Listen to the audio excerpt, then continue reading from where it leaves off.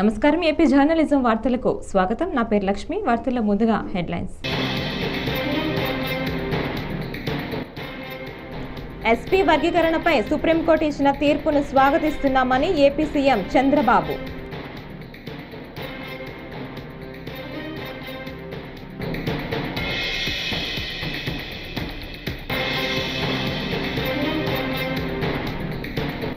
SC ST రిజర్వేషన్ల ఉపవర్గీకరణకు సంబంధించి సుప్రీంకోర్టు ఇచ్చిన తీర్పుపై ఎంఆర్పీఎస్ వ్యవస్థాపకుడు మందకృష్ణ మాదిగ హర్షం వ్యక్తం.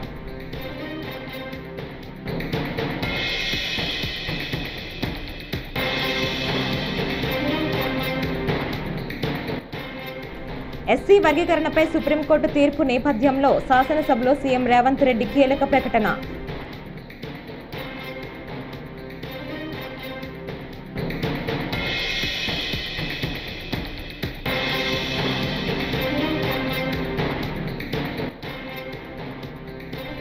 రాష్ట్రంలో మిస్సింగ్ కేసులపై తప్పుడు ఆరోపణలు చేసిన జనసేన అధినేత పవన్ తక్షణమే మహిళలకు క్షమాపణ చెప్పాలని YCP BC Pothina Mahesh demand.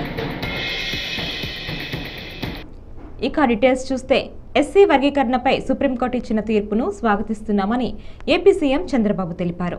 Kurnool జిల్లా సున్నిపెంటలో నిర్వహించిన మన నీరు మన సంపద కార్యక్రమంలో ఆయన మాట్లాడుతూ సుప్రీం తీర్పుపై స్పందించారు. సామాజిక న్యాయం దామాషా ప్రకారం ప్రతి వర్గానికి న్యాయం చేయటం తెదేపా సిద్ధాంతం. గతంలో వర్గీకరణకు సంబంధించి ఏబీసీడీలుగా కేటగిరీ తీసుకొచ్చాను. అందరికీ న్యాయం జరగాలి. ఎన్నికల్లో టికెట్ల కేటాయింపు కూడా అలాగే చేశాం. ఈ ప్రభుత్వం అందరిది, మీ అందరివాడిగా ఉంటా అని చంద్రబాబు తెలిపారు. ఒక విషయం గుర్తుపెట్టుకోవాలి, ఈ రోజు నేను చెప్పడం కాదు, సామాజిక న్యాయం తెలుగుదేశం పార్టీ సిద్ధాంతం. ఒకరిని కాదు, అందరికీ న్యాయం జరగాలి. అందుకే 96-97లో రామచంద్రరావు కమిషన్ వేసి ఆర్థిక పరిస్థితులను అధ్యయనం చేసిన తర్వాత ఏబిసిడి కేటగరైజేషన్ నేనే తీసుకొచ్చా. తర్వాత అది డిఫరెంట్ కోర్ట్స్లో ఛాలెంజ్ అయ్యి ఇప్పటి వరకు అనేక విధాలుగా ముందుకు పోయి ఈరోజు దాన్ని 7 జడ్జెస్ బెంచి ధృవీకరించారు, దాన్ని కూడా ఆమోదించారు. నేను ఒకటే మీ అందరినీ కోరుతున్నాను, జనాభా దామాషా ప్రకారం ప్రతి కులానికి, ప్రతి మతానికి, ప్రతి వర్గానికి న్యాయం చేయడం తెలుగుదేశం పార్టీ సిద్ధాంతం అని కూడా మీకు తెలియజేస్తున్నా. అందుకే మొన్న ఎన్నికల్లో మీరు చూశారు, నేను ఇచ్చినప్పుడు సీట్లు కూడా ఇక్కడ శబరిని ఇక్కడ ఎంపీగా ఇస్తే పక్కన ఎంపీగా నాగరాజు ఒక కురబ కమ్యూనిటీకి సంబంధించిన వ్యక్తిని ఇచ్చాం. పక్కన అదే మార్గం అనంతపూర్లో ఒక బోయ వాల్మీకి కమ్యూనిటీకి ఎంపీ ఇచ్చాం. ఎక్కడికక్కడ అదే మారిగా నంద్యాల్లో ఫరూక్ గారికి ఆ రోజు ఎమ్మెల్యేగా ఇచ్చాం, ఇప్పుడు మంత్రిగా చేశాం. సామాజిక న్యాయం జరగాలి, అన్ని వర్గాలకు న్యాయం జరగాలి. ఈ ప్రభుత్వం అందరిది, నేను మీ అందరి వాడిగా ఉంటాను, శాశ్వతంగా అదే చేస్తాను. ఎక్కడ పేదవాడు ఉంటే అక్కడ ఉంటాను. అందుకే నేను ఒక మాట మాట్లాడాను, జీరో పావర్టీ అన్నాను. ఏ గ్రామంలో కూడా మీరు కూడా గుర్తుపెట్టుకోవాలి, మీ గ్రామంలో పేదవాళ్ళు ఉంటే వాళ్ళని పైకి తీసుకొచ్చే బాధ్యత పైకి వచ్చిన వాళ్ళు తీసుకోవాలి. నేను ఒక ఫార్ములా మాట్లాడా. ఎస్సీ ఎస్టీ రిజర్వేషన్ల ఉపవర్గీకరణకు సంబంధించి సుప్రీంకోర్టు ఇచ్చిన తీర్పుపై ఎంఆర్పీఎస్ వ్యవస్థాపకుడు మందకృష్ణ మాదిగ హారం వ్యక్తం చేశారు. ఢిల్లీలో మందకృష్ణ మాదిగ మీడియాతో మాట్లాడారు. రాష్ట్రాలకు ఉపవర్గీకరణ అధికారం ఉందని సుప్రీం తీర్పు ఇచ్చిందని చెప్పారు. వర్గీకరణ కోసం ఎంఆర్పీఎస్ 30 ఏళ్లుగా పోరాటం చేస్తోందని, ఎంతో మంది నేతలు ప్రాణాలు కోల్పోయారన్నారు. జాతికి జరిగిన అన్యాయాన్ని సరిదిద్దేందుకు పోరాడామని వివరించారు. అకుంఠిత దీక్షతో 30 ఏళ్లుగా పోరాటం చేస్తున్న, అలుపెరగని పోరాటం చేసిన నా కార్యకర్తలకు, ఉద్యమకారులందరికీ ఈ విజయాన్ని అంకితం ఇస్తున్నాం. అదే సమయంలో న్యాయాన్ని బతికించడం కోసం, ధర్మాన్ని బతికించడం కోసం ఎంఆర్పీఎస్ కు అండగా నిలబడ్డ అన్ని వర్గాల పెద్దలందరికీ కూడా ఈ విజయాన్ని అంకితం ఇస్తున్నాం. ఈ సమాజంలో ఉండబడే అన్ని వర్గాల మద్దతు ఎంఆర్పీఎస్కు లేకపోతే 30 ఏళ్ళ ఉద్యమాన్ని నిలబెట్టుకుంటూ వచ్చే వాళ్ళం కాదు, ముందుకు సాగించే వాళ్ళం కాదు. మేము 30 ఏళ్ళుగా ఉద్యమం నిలబడి ముందుకు సాగిందంటే, అంతిమంగా ఒక విజయం సాధించిందంటే సమాజంలో ఉండబడే అన్ని వర్గాల పెద్దల, ప్రజాస్వామికవాదుల, మీడియా పెద్దలందరి సంపూర్ణ సహకారం వల్లనే ఈ విజయం సాధించాం. అందువల్ల వాళ్ళందరికీ మేము ప్రత్యేకంగా ధన్యవాదాలు చెప్తున్నాం. ఈ విజయంలో అంకితం ఇస్తున్నాం. ఈ విజయం వల్ల న్యాయం వైపే న్యాయ వ్యవస్థ నిలబడుతుంది అనడానికి, అన్యాయం జరిగిన వర్గాల పక్షాన్ని బలంగా న్యాయ వ్యవస్థ నిలబడుతుంది అనడానికి పెద్దలు చీఫ్ జస్టిస్ గారి ఆధ్వర్యంలో ఇచ్చిన తీర్పు న్యాయాన్ని బతికించడం కోసం, పేద వర్గాలకి అండగా నిలబడడం కోసం ఇచ్చిన తీర్పుగా మేము భావిస్తున్నాం. ఎస్సీ వర్గీకరణకు అనుకూలంగా తీర్పును ప్రకటించిన న్యాయమూర్తులందరికీ ప్రత్యేకంగా ధన్యవాదాలు చెప్తున్నాం. అంతేకాకుండా ఈ ప్రక్రియ వేగవంతం కావడానికి చాలా మంది పెద్దల మద్దతు ఉన్నది. ఈ ప్రక్రియ ముందుకు నడిపించే ప్రయత్నంలో కేంద్ర ప్రభుత్వం సంబంధించిన గౌరవ ప్రధానమంత్రి గౌరవ నరేంద్ర మోడీ గారు కూడా చొరవ తీసుకున్నాడు. ఆయనకు మేము ప్రత్యేక ధన్యవాదాలు చెప్తున్నాం. అదే సమయంలో గతంలో ఈ ప్రక్రియను ముందుకు నడిపించే ప్రయత్నంలో పెద్దలు వెంకయ్య నాయుడు గారు చొరవ తీసుకున్నాడు. ఆయనకు మేము ధన్యవాదాలు చెప్తున్నాం. ఇప్పుడున్న పరిస్థితిలో కిషన్ రెడ్డి గారు దీన్ని భుజానేసుకొని ముందుకు నడిపించే ప్రయత్నం చేశాడు. ఆయనకు ధన్యవాదాలు చెప్తున్నాం. అదే సమయంలో రఘునందన్ రావు నుంచి మొదలుకుంటే, సంజయ్ గారి నుంచి మొదలుకుంటే, ఈటల రాజేంద్ర గారి నుంచి మొదలుకుంటే ప్రతి ఒక్కరి పాత్ర, ప్రతి ఒక్కరి బాధ్యత కూడా ఈ విజయంలో ఉన్నది. వాళ్ళందరికీ నేను ధన్యవాదాలు కూడా తెలియజేస్తున్నాను. ఇవాళ షెడ్యూల్ కులాల వర్గీకరణ అనేది గతంలో చంద్రబాబు నాయుడు గారు ప్రభుత్వం చేసింది. ఆనాడు వర్గీకరణ చేసింది చంద్రబాబు నాయుడు గారే. ఇవాళ తీర్పు వచ్చే సమయానికి మళ్ళీ ముఖ్యమంత్రిగా ఆంధ్రప్రదేశ్లో చంద్రబాబు నాయుడు గారే ఉన్నారు. ఆ వర్గీకరణ చేసిన చంద్రబాబు నాయుడు గారికి మేము ప్రత్యేకంగా ధన్యవాదాలు చెప్తున్నాం. ఆయన ఆనాడు వర్గీకరణ చేయకపోతే వేలాది ఉద్యోగాలు గతంలో మాకు వచ్చేది కాదు, విద్యావకాశాలు మాకు వచ్చేది కాదు. ఈరోజు పోరాటం ముందుకు నడిపించడం వల్ల మన న్యాయం బతికింది అంటే ఆయన తీసుకొచ్చిన చట్టం వల్లనే మళ్ళా న్యాయం బతికినట్టుగా జరిగింది. ఎస్సీ వర్గీకరణపై సుప్రీంకోర్టు తీర్పు నేపథ్యంలో శాసనసభలో సీఎం రేవంత్ రెడ్డి కీలక ప్రకటన చేశారు. ఇటీవల ఇచ్చిన ఉద్యోగ నోటిఫికేషన్లోనూ వర్గీకరణను అమలు చేసేందుకు చర్యలు చేపడతామని చెప్పారు. సుప్రీంకోర్టు మాదిగ ఉపకులాల వర్గీకరణకు అనుకూలమైన తీర్పు ఇచ్చింది. సుప్రీం రాజ్యాంగ ధర్మాసనానికి కృతజ్ఞతలు తెలియజేస్తున్నాం. దేశంలోనే అందరికంటే ముందు భాగాన నిలబడి ఏబీసీడీ వర్గీకరణ చేసే బాధ్యతను తెలంగాణ ప్రభుత్వం తీసుకుంటోంది.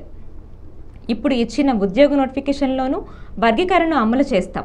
దీనికి అవసరమైతే ఆర్డినెన్స్ తీసుకొస్తాం. మాదిగ ఉపకులాల వర్గీకరణకు సంపూర్ణంగా సహకరించాల్సిందిగా రాష్ట్ర ప్రభుత్వం తరపున విజ్ఞప్తి చేస్తున్నాను అని సీఎం కోరారు.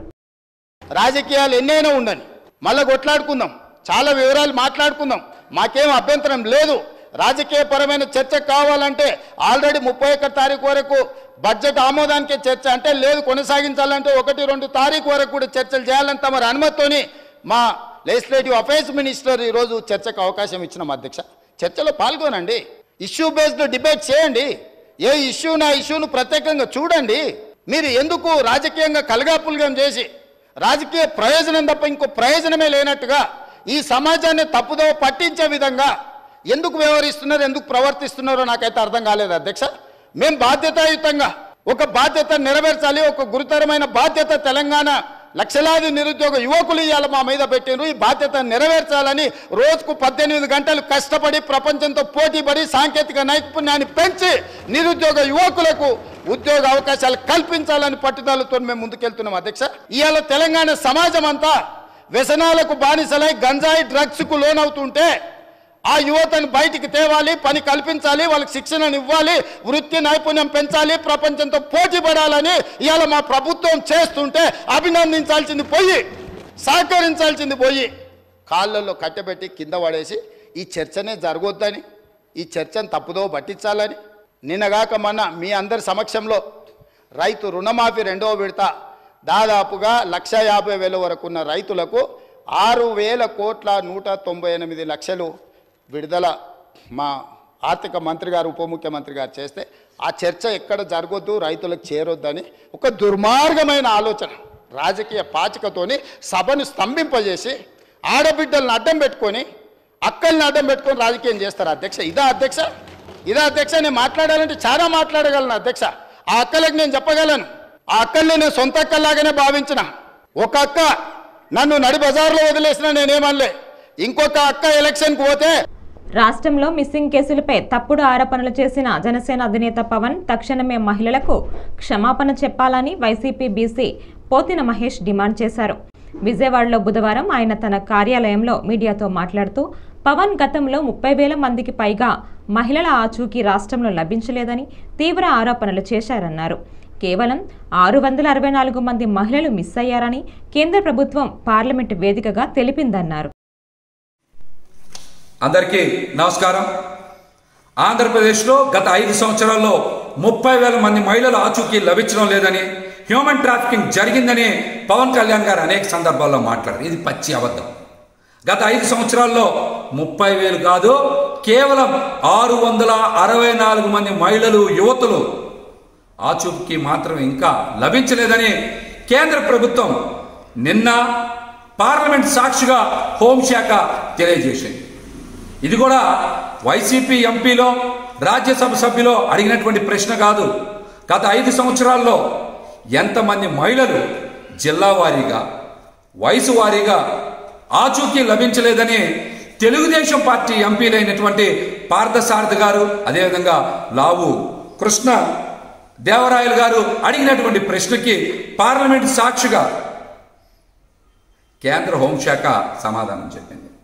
నిన్న ప్రశ్న నెంబర్ కూడా 1351, తేదీ 30 జూలై 2024లో లోక్సభలో కేంద్ర హోంశాఖ ఇచ్చినటువంటి లిఖితపూర్వకమైనటువంటి సమాధానం 2019 నుంచి 2023 వరకు 30,000 మంది మహిళలు అదృశ్యం కాలేదు.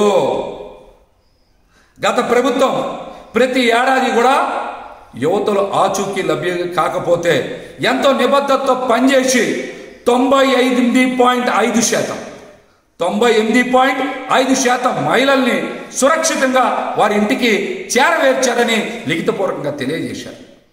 మరి పవన్ కళ్యాణ్ గారికి ఏ నిఘా సంస్థలు చెప్పినాయి? ఎవరు చెప్పారు? మీరు మహిళల పట్ల, యువతల పట్ల. శ్రీశైలం మల్లన్న ఆలయాన్ని ముఖ్యమంత్రి చంద్రబాబు దర్శించుకున్నారు. స్వామివారిని దర్శించుకుని ప్రత్యేక పూజలు చేశారు. అంతకుముందు ఆలయ అర్చకులు ఆయనకు పూర్ణ కుంభముతో స్వాగతం పలికారు. దర్శనానంతరం తీర్థ ప్రసాదాలు అందజేసి వేద ఆశీర్వచనాలు అందించారు.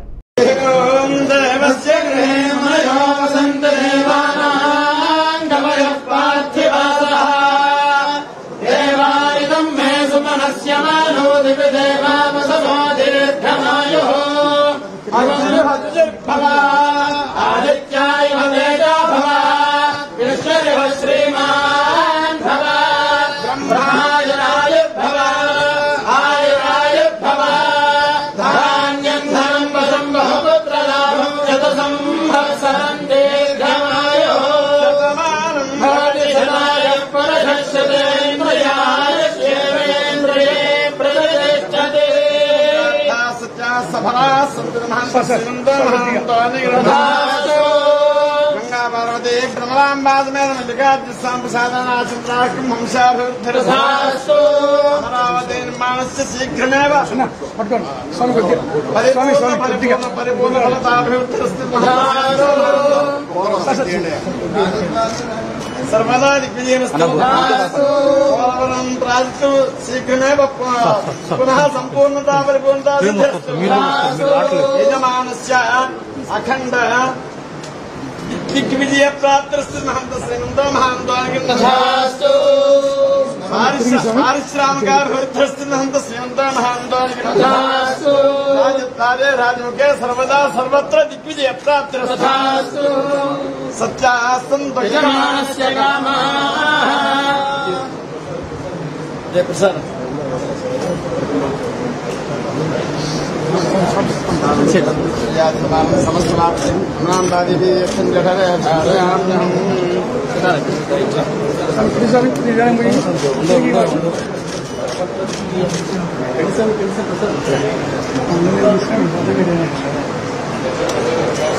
నంద్యాల పట్టణంలోను ఎస్ఆర్బీసీ కాలనీ నందు మహిళా మార్ట్ను న్యాయశాఖ మైనారిటీ సంక్షేమ శాఖ మంత్రి ఎన్ఎండి ఫరూక్ శంకుస్థాపన చేశారు.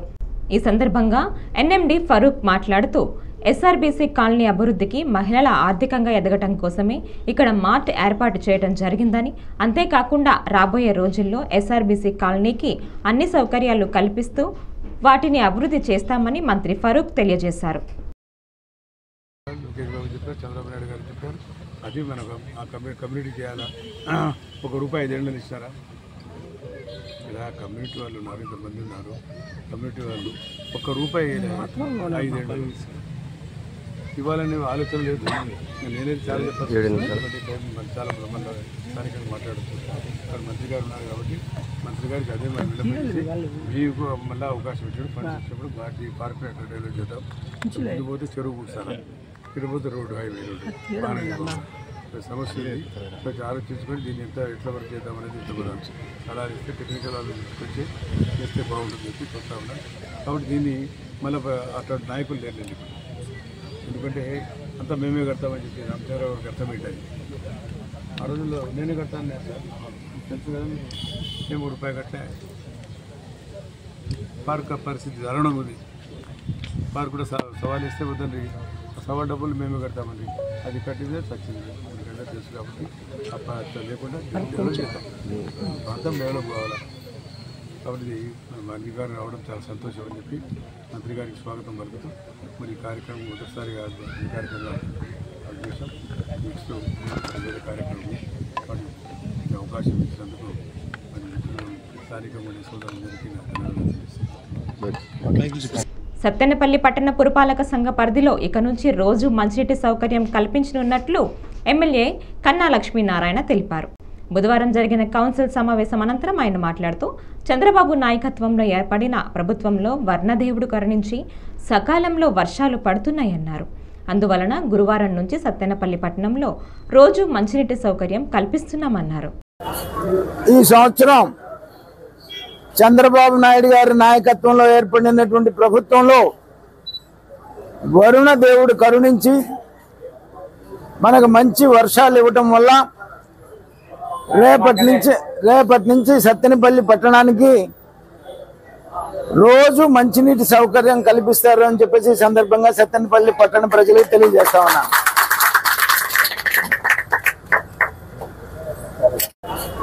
ఈ సంవత్సరం చంద్రబాబు నాయుడు గారి నాయకత్వంలో ఏర్పడినటువంటి ప్రభుత్వంలో వరుణ దేవుడు కరుణించి మనకు మంచి వర్షాలు ఇవ్వటం వల్ల రేపటి నుంచి సత్తెనపల్లి పట్టణానికి రోజు మంచినీటి సౌకర్యం కల్పిస్తారు అని చెప్పేసి ఈ సందర్భంగా సత్తెనపల్లి పట్టణ ప్రజలకు తెలియజేస్తా ఉన్నా.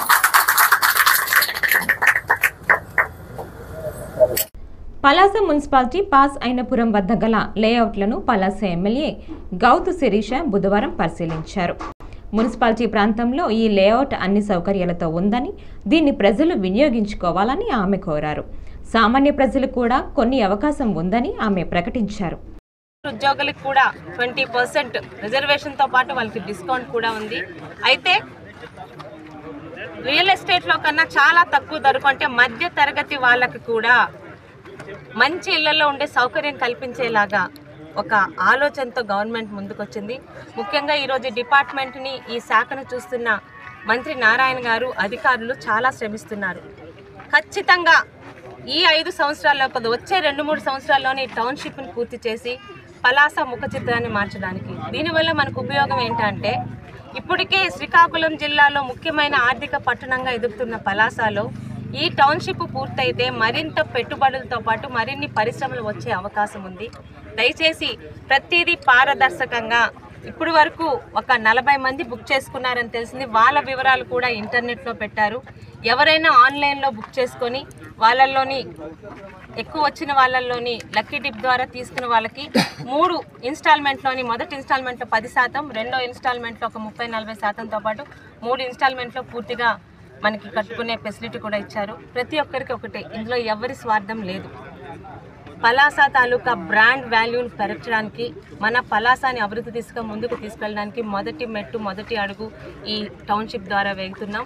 ప్రతి ఒక్కరు కూడా ఇక్కడికి వచ్చి పరిశీలించి మీకు కావాల్సిన ఒక ఇల్లు కట్టుకొని ప్రశాంతంగా ఉండడానికి కావాల్సిన ప్రతి ఫెసిలిటీసు, చుట్టుపక్కల వాతావరణం అలాగే ఉంది. కాబట్టి ప్రతి ఒక్కరు ఈ టౌన్షిప్ని ఆదరించి దీనిలో బుకింగ్స్ చేసుకుంటారని, మీ ద్వారా ఈ టౌన్షిప్ ద్వారా వచ్చే ఆదాయాన్ని మా పలాస మున్సిపాలిటీకే ఖర్చు పెడతారన్న మాటకి నేను ఈరోజు ఒక ఎమ్మెల్యేగా స్వార్థంతో అడుగు.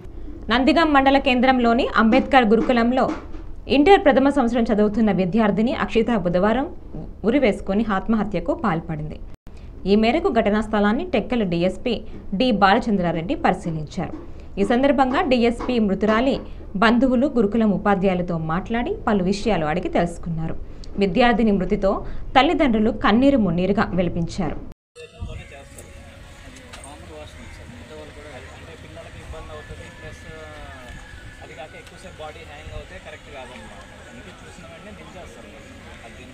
పోలీసులు కానీ వీళ్ళు కానీ దించారు. సపరేట్ క్లూస్ టీమ్ ఒకటి వచ్చి దించుతారు. చూడండి, మీరు ఆలోచించుకొని ఒక కంప్లైంట్ చూడండి. దాని ప్రకారం పోస్ట్ మార్టం కండక్ట్ చేసి ఏమి ఉంటుందో అన్ని చూసిన తర్వాత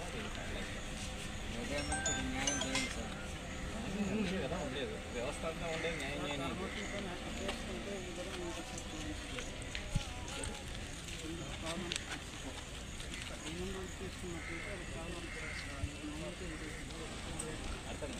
మా అనుమానం ఏంటంటే సార్, మోకాళ్ళు వేసుకున్నాం అంటే హ్యాంగింగ్లో చాలా టైప్స్ ఉంటాయి. Full hanging, partial hanging. ఒకసారి మనమైనా కూడా గొంతుకి ఏదైనా తగిలించుకొని పడిపోయిన తర్వాత ఇంకా లేసేకేమి ఉండదు. బాడీ కోఆపరేట్స్ అదంతా దానికి ఏం చేసేది అనేది డాక్టర్ చెప్తారు మనకి పోస్ట్ మార్టం రిపోర్ట్లో. అది వచ్చిన తర్వాత మాట్లాడతాం. విజయనగరం పార్లమెంటు పరిధిలోని చీపురుపల్లి మానాపురం రైల్వే ఓవర్ పనులను త్వరితగతిన పూర్తి చేయాలని విజయనగరం ఎంపీ కలిశెట్టి అప్పలనాయుడు కోరారు. బుధవారం సాయంత్రం ఢిల్లీ లోక్సభ సమావేశాల్లో పలు సమస్యలపై ప్రస్తావించారు. పార్వతీపురం కొమరాడ వద్ద అండర్ పాస్ లేదా ఫ్లైఓవర్ నిర్మించాలని సూచించారు. ఇండస్ట్రియల్ కారిడార్ అయినటువంటి పైడి బీమ్ వరకు మెట్రో రైల్ ప్రాజెక్టును పొడిగించాలని మంత్రికి విన్నవించారు. ఈరోజు రైల్వే మంత్రి గారు ఆఫీసులోకి వెళ్ళా ఇక్కడ కూడా క్షుణ్ణంగా కొత్తగా ఎన్నికైన మా సభ్యుల ద్వారా ప్రతి సమస్యని కూడా వారు తీసుకొని మాకు గౌరవించినందుకు ధన్యవాదాలు తెలియజేసుకుంటూ, ముఖ్యంగా నా విజయనగరం పార్లమెంట్ పరిధిలో ఉన్న ఆంధ్ర ఒరిస్సా బార్డర్ రాయగడ పార్వతీపురంలో రైల్వే గేట్స్ ఉన్నాయి. అవి విద్యార్థులు కానీ అలాగే భక్తులు కానీ ఇబ్బంది అవుతుంది. 1 కిలోమీటర్ వ్యవధిలోనే దాదాపు 5 గేట్లు ఉన్నాయి. అవి పునఃపరిశీలన చేయవలసిందిగా మీ ద్వారా తెలియజేసుకుంటున్నాం. అలాగే చీరుపల్లి రైల్వే స్టేషన్లో అంతర్రాష్ట్ర సర్వీసులు ఏవైతే ఉన్నాయో అవి సర్వీసులను ఆఫ్ చేసి ప్రయాణికులు సహకరించాలని కోరుకుంటున్నాం. అదే సమయంలో రైల్వే స్టేషన్లో కూడా సకాలంలో పనులు పూర్తి చేయాలి. అలాగే చీరుపల్లి ఫ్లైఓవర్ బ్రిడ్జిని కూడా సకాలంలో పూర్తి చేయాలని మీ ద్వారా మంత్రి గారు తెలియజేసుకుంటున్నాం. జనరల్ కోచ్ని ఏవైతే రైల్వే జనరల్ కోచ్ని ప్రయాణికులకి సౌకర్యం ఉండడానికి వీలుగా ఉండడానికి జనరల్ కోచ్ని ఏర్పాటు చేయాలని మీ ద్వారా తెలియజేసుకుంటూ, ఈరోజు విశాఖ నగరం అభివృద్ధి జరుగుతుంది. ఆంధ్రప్రదేశ్లో మెట్రో రైలుని రైలు కొత్త ప్రాజెక్టును మంజూరు చేయాలని, అలాగే భోగాపురం ఇండస్ట్రియల్ పారిశ్రామిక వాడలో పైడిబేమ వరకు భోగాపురం ఎయిర్పోర్ట్ వరకు ఇండస్ట్రియల్ ఏరియా కనుక అవి కూడా ఏర్పాటు చేయాలని మీ ద్వారా తెలియజేసుకుంటూ, ఈరోజు ఆంధ్రప్రదేశ్పై ప్రత్యేక దృష్టిని ఏర్పాటు చేసి గవర్నీయులు చంద్రబాబు నాయుడు గారు ముఖ్యమంత్రిగా ప్రమాణ స్వీకారం చేసిన తర్వాత చాలా రైల్వే సమస్యలు ఉన్నాయి. వాటిలన్నీ కూడా పరిష్కారం చేయాలని మీ ద్వారా తెలియజేసుకుంటూ, ఈరోజు ఈ అవకాశాన్ని ఇచ్చిన మీ అందరికీ హృదయపూర్వక తెలియజేసుకుంటూ ధన్యవాదాలు. Thank you all. జై హింద్. రాయదుర్గపట్నంలోని 28వ వార్డులో పాలబావిలోకి గంబూషియా చేప పిల్లలను బుధవారం ఎమ్మెల్యే కాలవ శ్రీనివాసులు వదిలారు. దోమల నిర్మూలన కోసం ఈ చేప పిల్లలను విడుదల చేసినట్లు తెలిపారు. నియోజకవర్గానికి 35,000 గంబూషియా చేపలు వచ్చాయన్నారు. అనంతరం ప్రజాప్రతినిధుల అధికారులతో కలిసి దోమల ఫాంగింగ్ యంత్రాన్ని ప్రారంభించారు. వైస్ చైర్మన్ శ్రీనివాస్ యాదవ్, కౌన్సిలర్లు, టీడీపీ నాయకులు, కార్యకర్తలు పాల్గొన్నారు. తీసి కట్టమంటే సురేష్ చుట్టూ కాంపౌండ్ పైన కట్టేసి 2 అడుగులు వదిలేస్తారు. కింద టర్మ్ డ్యామేజ్ అయిందన్న, ఆ గ్రాంట్ ని కింద పెట్టి కట్టేస్తే ఫౌండేషన్ అవుతుంది, బాగుంటుంది. కింద టర్మ్ దెబ్బతినింది, మళ్ళీ కొత్తగా ఊరికి రాళ్లతో గోడ కట్టేస్తే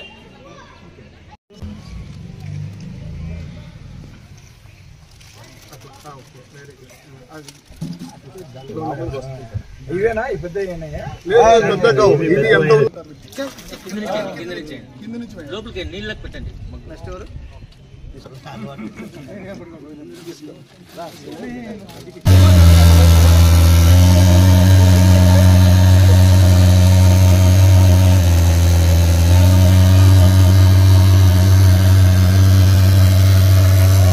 కాలంలో సంభవించే అంటువ్యాధుల బారి నుంచి ప్రజలను రక్షించే ముందస్తు చర్యల్లో భాగంగా ఈరోజు ఎంపిక చేసిన నీటి నిల్వ కేంద్రాల్లో గంబూషియా చేపలను విడుదల చేయడం జరిగింది. రాయదుర్గం నియోజకవర్గానికి 35,000 గంబూషియా చేపలు వచ్చాయి. ఎంపిక చేసిన 13 నీటి కుంటల్లో వీటిని వదిలి ఆ కుంటల్లో బ్యాక్టీరియా ప్రబలకుండా తద్వారా అంటువ్యాధులు వ్యాప్తి చెందకుండా ఉండడానికి ఈ కార్యక్రమం చేశాం. భారీ వర్షాలు, గోదావరి వరదలతో నష్టపోయిన రైతులందరినీ ప్రభుత్వం ఆదుకోవాలని రాష్ట్ర బీజేపీ కిసాన్ మోర్చా సభ్యులు చేకూరి రమేష్ వర్మ, గూడవల్లి రాంబాబు ప్రభుత్వానికి విజ్ఞప్తి చేశారు. డాక్టర్ బిఆర్ అంబేద్కర్ కోనసీమ జిల్లా ఆత్రేయపురంలో గురువారం భారీ వరదలకు నష్టపోయిన పంటలను వారు పరిశీలించారు. రైతుల సమస్యలను అడిగి తెలుసుకున్నారు. గత ప్రభుత్వంలా కాకుండా వెంటనే నష్టపరిహారం అందించాలని కోరారు.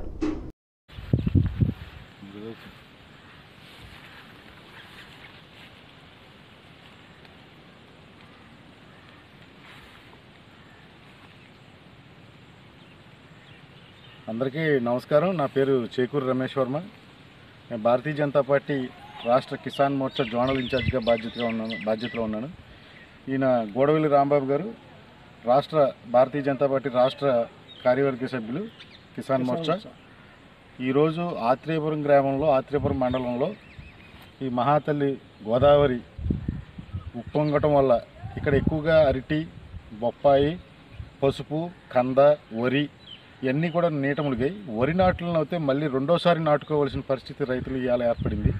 గత ప్రభుత్వంలా కాకుండా ఈ ప్రభుత్వం అధికారులందరినీ అప్రమత్తం చేసి ఈ రైతులకి సరైన బీమా వ్యవస్థని ఈ విధంగా నష్టపోయిన ప్రతి ఒక్క రైతుని ఆదుకోవాలని ఈ ఎన్డీఏ భాగస్వామ్యంలో ఉన్న ఈ ప్రభుత్వం రైతులకి ఎటువంటి నష్టపరిహారాన్ని అయినా సరే యుద్ధ ప్రాతిపదికన చేపట్టాలి అన్న ఉద్దేశం మీద ఇది రాష్ట్ర ప్రభుత్వానికి విన్నపించుకుంటూ మీ చేకూరి రమేష్ వర్మ.